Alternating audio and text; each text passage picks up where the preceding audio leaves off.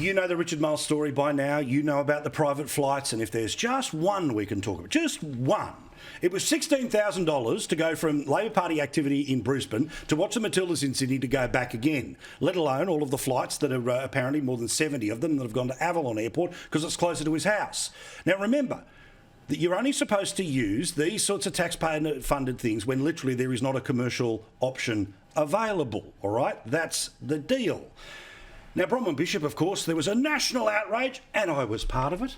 I had to apologise for it as part of our friendship as rekindled about those times.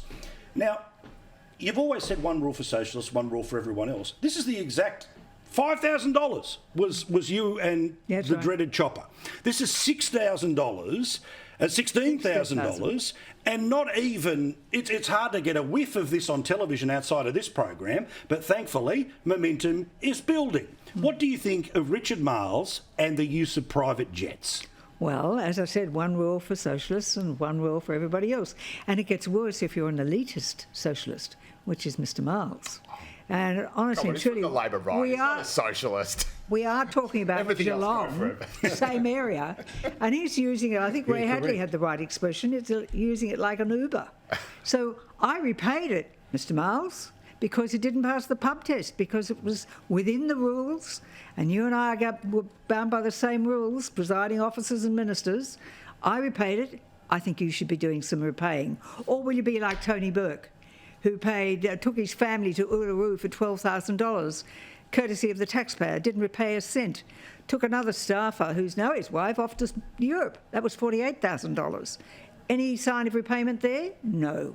So how about you set a new standard? You're about transparency and honesty. How about publishing all those records and start to repay some of it?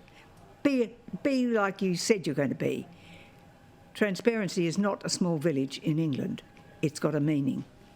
Walk the talk. I mean, Joe, this is the thing. I just love the selective application of the pub test. Remember, all those years ago, it was the outrage. Every breakfast show on FM radio, every TV, everyone had a view, and the pub test is, because again, within the rules, it was okay, but the pub test said it wasn't, and then we all know what happened. Why is there no pub test being applied to this bloke who's spending 3 times more? Yeah, look, I think there probably should be, to be honest. I'm sure I was one of those who criticised Bronwyn's flight. But although, to be fair, I mean, Bronwyn only had to pay $5,000. Richard Marles would have to pay $3.6 million.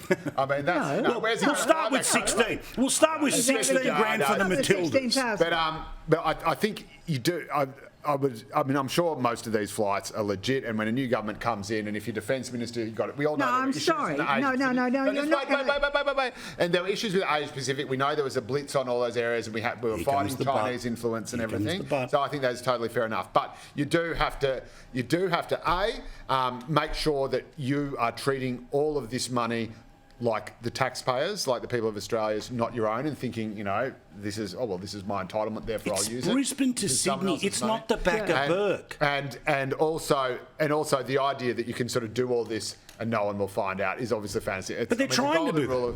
I know, but and look how it's happened. It's come out even worse for them. So again, it's Joe, never the crime; it's the cover up. You've missed your real future, and that is as a spin doctor.